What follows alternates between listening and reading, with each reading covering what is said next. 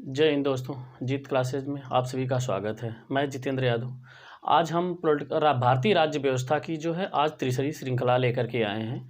तो जैसा कि हम जो है भारतीय संविधान के ऐतिहासिक विकास पे जो हम यहाँ पे चर्चा कर रहे थे, तो जो दो हमने पिछली क्लासों में चर्चा किया था वो ऐतिहासिक पृष्ठभूमि पे हमने चर्चा किया था। तो जो हमारी सेकंड क्लास थी वो 1858 का जो अधिनियम आया था, हम ब्रिटिश ताज के बारे में पढ़ रहे थे। तो 1858 का अधिनियम, 1861 का अधिनियम और 1892 का अधिनियम। तो आज की क्लास में जो हम अधिनियम लेकर के आए हैं वो 4 अधिनियम हैं। वो कौन कौन से हैं?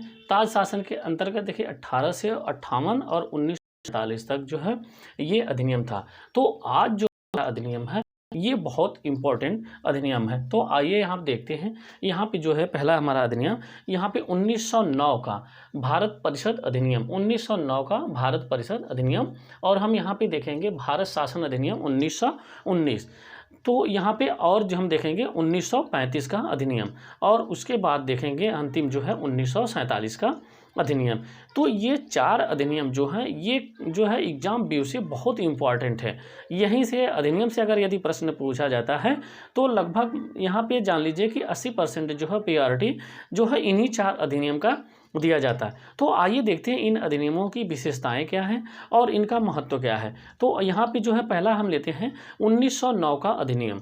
तो यहाँ पे जो है भारत का 1909 का भारत परिषद अधिनियम, यहाँ पे जो है देखते हैं 1909 का भारत परिषद अधिनियम। इसे जो है इसे क्या बोलते हैं? मार्ले मिंटो सुधार अधिनियम भी हम इसे कहते हैं। तो यहाँ पे जो मार्ले थे वो जो थे भारत का ब्रिटेन में सचिव थे। वो क्या थे? मार्ले जो थे वो सचिव थे, और लॉर्ड मिंटो जो थे वो भारत में वायसराय थे। तो यहाँ पे ये बात ध्यान दीजिएगा।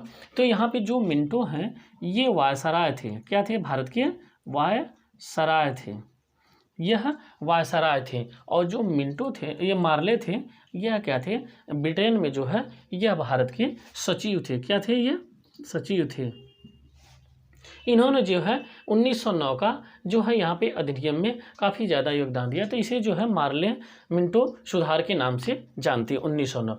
आइए हम यहाँ पे जो है इसकी विशेषताओं के बारे में जिक्र करते हैं कि इसकी विशेषताएं हैं क्या।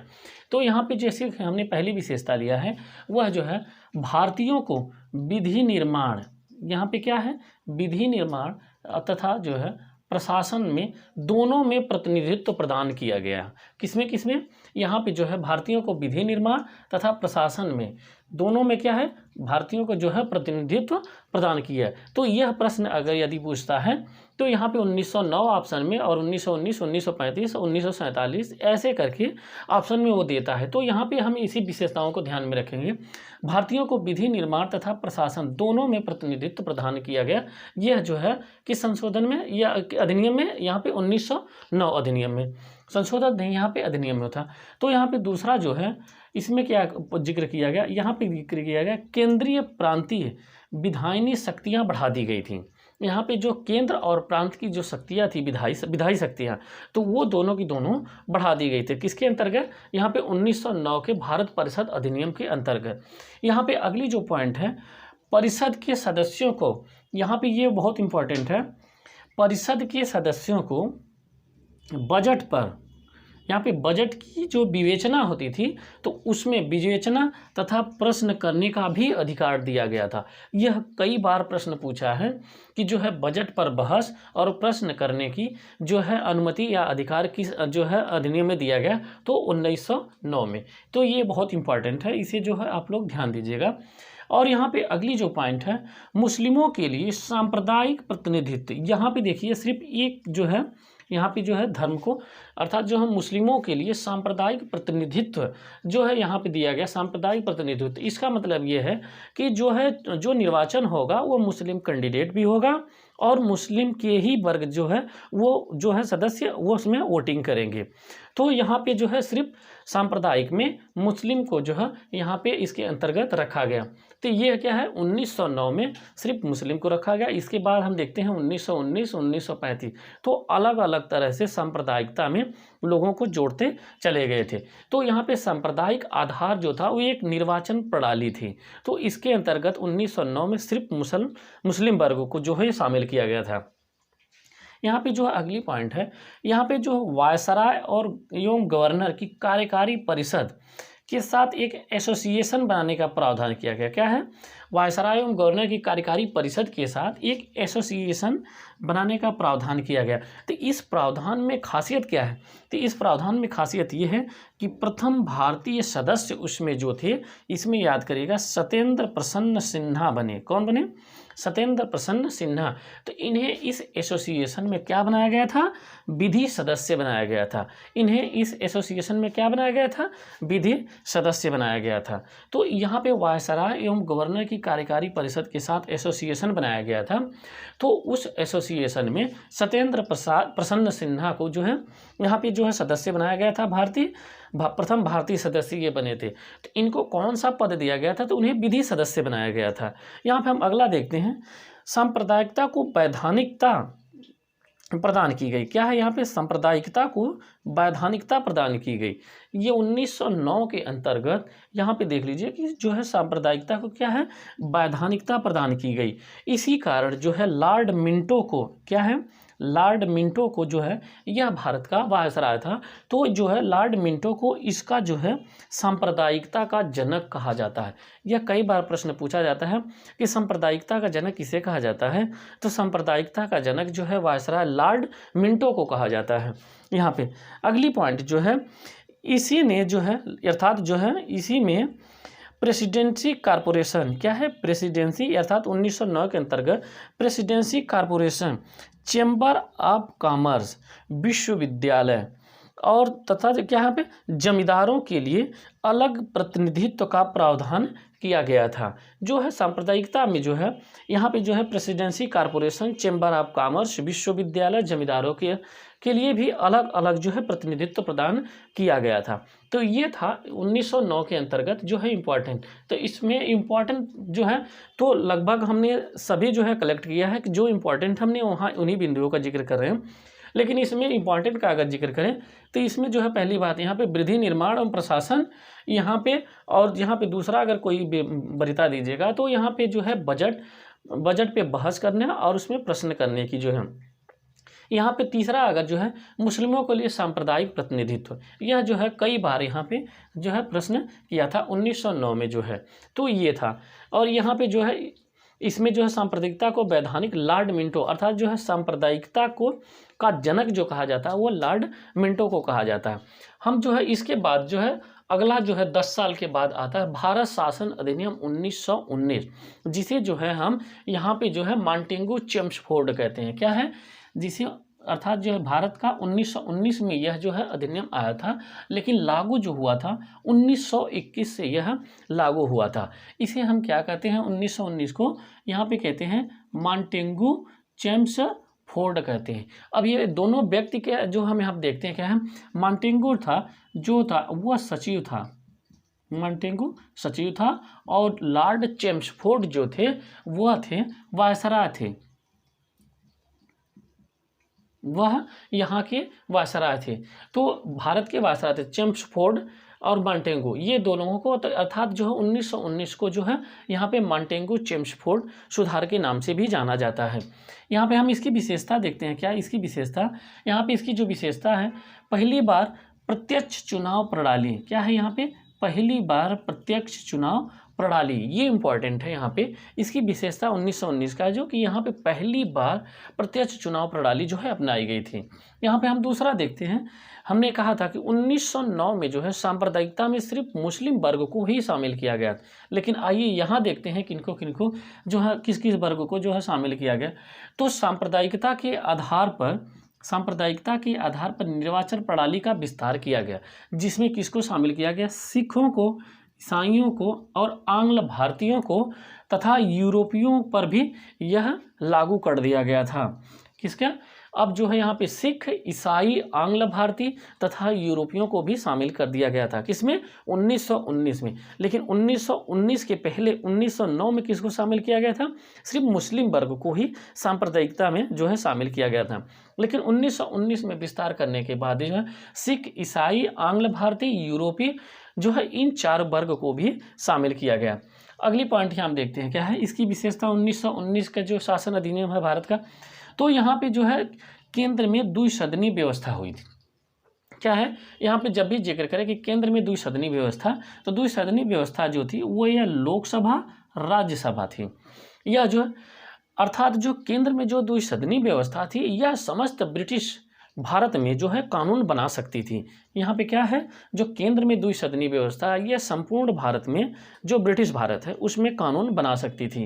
तो यहाँ पे केंद्र में द्विसदनीय व्यवस्था का जो जिक्र किया गया वो भारत शासन अधिनियम 1919 के अंतर्गत ही किया गया। अगली जो हम पॉइंट यहाँ पे लिए हैं, सभी विषयों को केंद्र एवं प्रांत यहाँ पे प्रांत में विस्तारित किया गया था। सभी विषयों को जो है केंद्र एवं प्रांत में विस्तारित किया गया था। यहाँ पे देखिए सभी विषयों को केंद्र और प्रांत में विस्तारित कर दिया गया।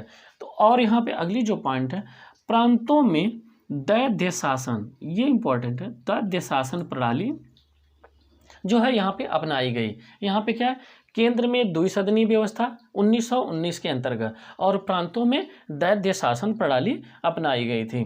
यहाँ पे जो अगली पॉइंट है, प्रांतीय विषयों को 2 भागों में जो है विभाजित किया गया। कौन कौन सा? एक हस्तांतरित होता था और एक जो है आरक्षित होता था। यहाँ पे प्रांतीय जो विषय थे उनको जो है 2 भागों में जो है विभाजित किया गया था, हस्तांतरित और जो है आरक्षित। अब ये आइए देखते हैं हस्तांतरित में कौन था। हस्तांतरित में जो थे वह गवर्नर शासन करता था। हस्तांतरित में कौन था इंपॉर्टेंट है यहाँ पे, जो है गवर्नर शासन करता था। और जो रही आरक्षित जो है, आरक्षित में गवर्नर कार्यपालिका की सहायता से, यहाँ पे भी जो है देखिए हस्तांतरित जो है गवर्नर डायरेक्ट शासन करता था, लेकिन यहाँ पे आरक्षित में जो था वो गवर्नर कार्यपालिका की सहायता से शासन करता था। किसकी सहायता से? जो आरक्षित था उसमें कार्यपालिका की सहायता से यहाँ पे जो है शासन करता था। यहाँ पे जो है देखिए अगली पॉइंट इसमें लिखा, प्रांतीय विषयों में यह विधान परिषद के प्रति उत्तरदायी नहीं थी। यहाँ पे जो आरक्षित थी वह विधान परिषद के प्रति उत्तरदायी नहीं थी, लेकिन गवर्नर शासन अर्थात जो हस्तांतरित जो थी वह जो है गवर्नर के प्रति उत्तरदायी थी, लेकिन आरक्षित जो है गवर्नर के प्रति उत्तरदायी नहीं थी। यहाँ पे जो है विधान परिषद के प्रति, तो यहाँ पे जो हस्तांतरित प्रणाली थी वह जो है विधान परिषद के प्रति जो है यहाँ पे क्या थी, यहाँ पे उत्तरदायी होती थी। कौन सी? ये हस्तांतरित की। लेकिन आरक्षित की वह विधान परिषद के प्रति उत्तरदायी नहीं होती थी। यहाँ पे जो है अगली इम्पॉर्टेंट पॉइंट क्या है, यहाँ पे लोक सेवा आयोग का गठन किया गया। इसका उद्देश्य था लोक सेवा आयोग का गठन करने के लिए, यह 1926 में सिविल सेवकों की भर्ती के लिए, इसका उद्देश्य ये था कि सिविल सेवकों की भर्ती के लिए एक लोक सेवा आयोग का गठन किया जाए।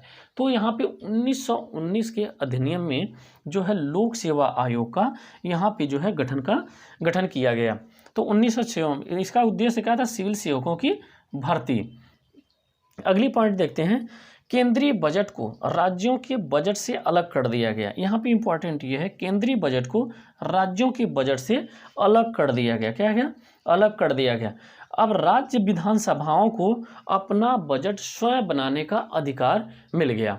तो यहाँ पे क्या था, केंद्र के बजट को जो है अलग कर दिया गया और राज्य थी वो अपना बजट जो है स्वयं बना सकती थी, ये उनको अथॉरिटी दी गई थी।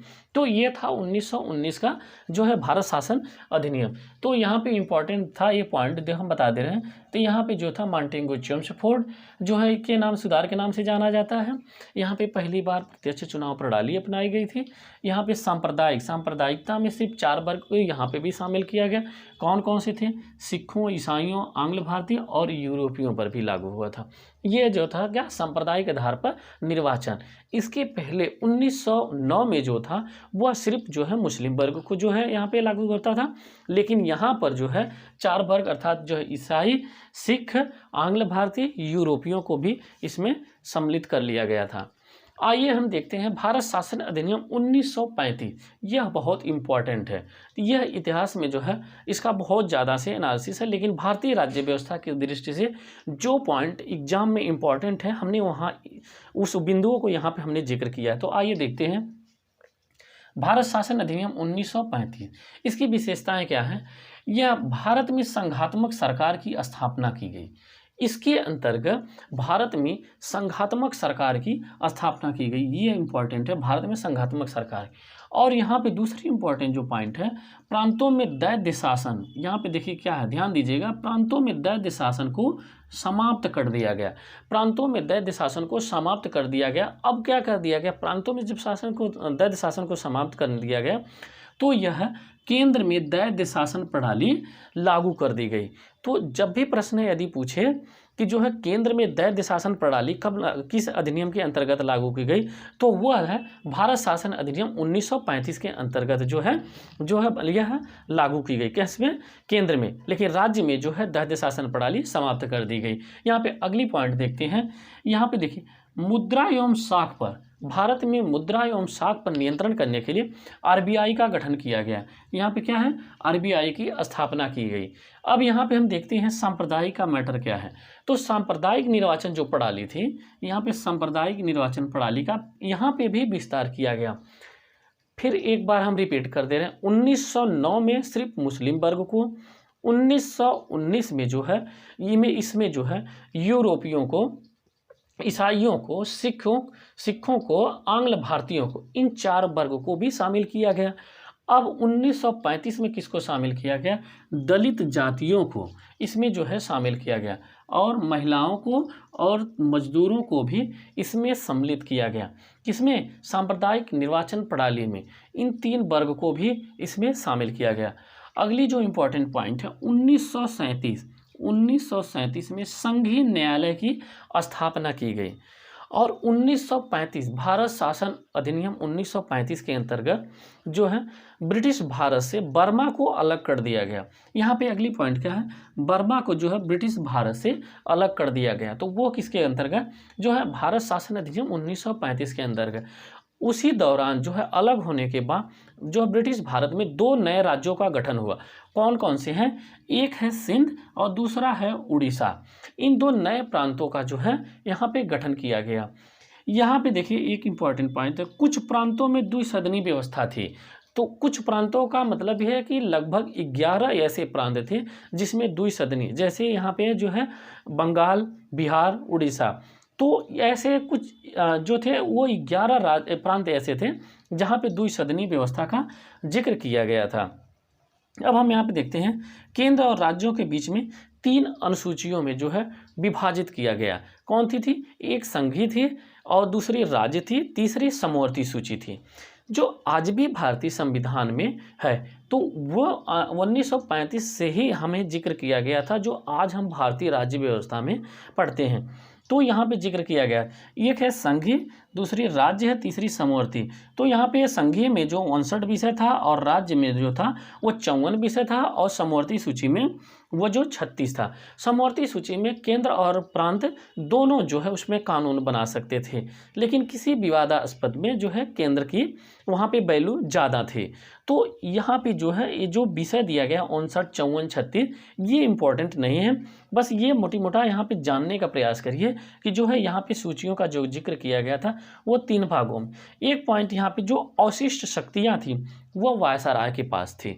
जो अवशिष्ट शक्तियाँ होती थी, जो इन तीनों सूचियों के अलावा जो विषय बच जाते थे उनको अवशिष्ट शक्तियों में रख दिया जाता था। उस पर वायसराय का ही निर्णय होता था। अर्थात जो है इसकी पूरी शक्तियाँ जो है किसको? अवशिष्ट की वायसराय को दी गई थी। तो ये था भारत शासन अधिनियम 1935। आइए देखते हैं भारतीय स्वतंत्रता अधिनियम 1947। भारतीय स्वतंत्रता अधिनियम 1947 में ब्रिटिश का जो प्रधानमंत्री था वह कौन था? क्लीमेंट एटली।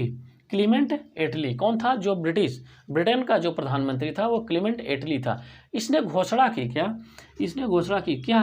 30 जून, ये डेट इम्पोर्टेंट है, 30 जून 1947 को इसने घोषणा की थी कि भारत में ब्रिटिश जो है, यहाँ पे जो है ब्रिटिश शासन समाप्त हो जाएगा। क्या जो है 30 जून 1947 को इसने घोषणा की थी कि जो है भारत में ब्रिटिश जो है शासन समाप्त हो जाएगा। किस दिन? तो ये डेट जो है कई बार प्रश्नों में पूछ दिया गया था कि जो ब्रिटेन का पीएम है, जो प्रधानमंत्री, उसने कब घोषणा, किस तिथि को घोषणा की थी कि जो है ब्रिटिश शासन जो है भारत में समाप्त कर दिया जाएगा। तो 30 जून 1947 को। आइए अगली पॉइंट देखते हैं। 3 जून 1947 का, ये 30 जून है और यहाँ पे 3 जून 1947। यहाँ पे एक वायसराय है लॉर्ड माउंटबेटन ने विभाजन की योजना पेश की थी। क्या है? विभाजन को योजना पेश की थी। तो जो है यहाँ पे जो है भारत का 2 भागों में जो है विभाजन हुआ, एक पाकिस्तान और एक भारत। तो यहाँ पे लॉर्ड माउंटबेटन साहब जो है 3 जून 1947 को यहाँ पे जो है विभाजन की योजना पेश की थी। इसी योजना को जो है माउंटबेटन योजना भी कहा जाता है। तो यहाँ पे माउंटबेटन योजना का जिक्र किया करें तो यहाँ पे 3 जून 1947 हम उसकी डेट हम याद रखेंगे। 1947 का जो स्वतंत्रता अधिनियम है, तो यहाँ पे इसकी विशेषता क्या है? यहाँ पे इसकी विशेषता यह है कि भारत में ब्रिटिश राज्य समाप्त कर 15 अगस्त 1947 को भारत स्वतंत्र संप्रभु राज्य यहाँ पे घोषित किया जाएगा, 15 अगस्त 1947 को। तो यहाँ पे एक पॉइंट ये भी ध्यान दीजिए कि 15 अगस्त 1947 को भारत की स्वतंत्रता जो है मनाया जाता है, लेकिन वहीं पाकिस्तान जो है 14 अगस्त को मनाता है। तो ये स्वतंत्रता जो घोषित की गई थी तिथि, वह जो है मध्य रात्रि को घोषित की गई थी। तो जो है भारत में 15 अगस्त को मनाया जाता है, लेकिन पाकिस्तान 14 अगस्त को ही यह तिथि मनाता है। और यहाँ पे जो है वायसराय का पद जो है समाप्त कर दिया गया और इसके स्थान पे गवर्नर जनरल का पद जो है यहाँ पे जो है गवर्नर जनरल के पद कर दिया गया। कौन सा? वायसराय पद को समाप्त कर दिया गया। तो ये 4 अधिनियम था ऐतिहासिक विकास में, इन 4 अधिनियम का जिक्र किए। तो हमने 3 जो है क्लासें ली, उन तीनों क्लासों में हम जो है भारतीय राज्य व्यवस्था का जो है संवैधानिक विकास पे हमने जिक्र किया था। तो ये था। अगला हम क्लास में इसमें देखेंगे इनमें भारतीय संविधान का निर्माण पे, तो हम इसका जिक्र करेंगे। तो आज की क्लास जो है इतना ही। आप लोग क्लास को शेयर करिए, लाइक करिए, कमेंट करिए और इसमें क्या क्या और भी इंक्लूड शामिल किया जा सकता है उसको कमेंट में जो है आप लोग बताने का प्रयास करिए। आज के लिए इतना ही। जय हिंद। जो है धन्यवाद क्लास को देखने के लिए। जय हिंद, जो है जय भारत।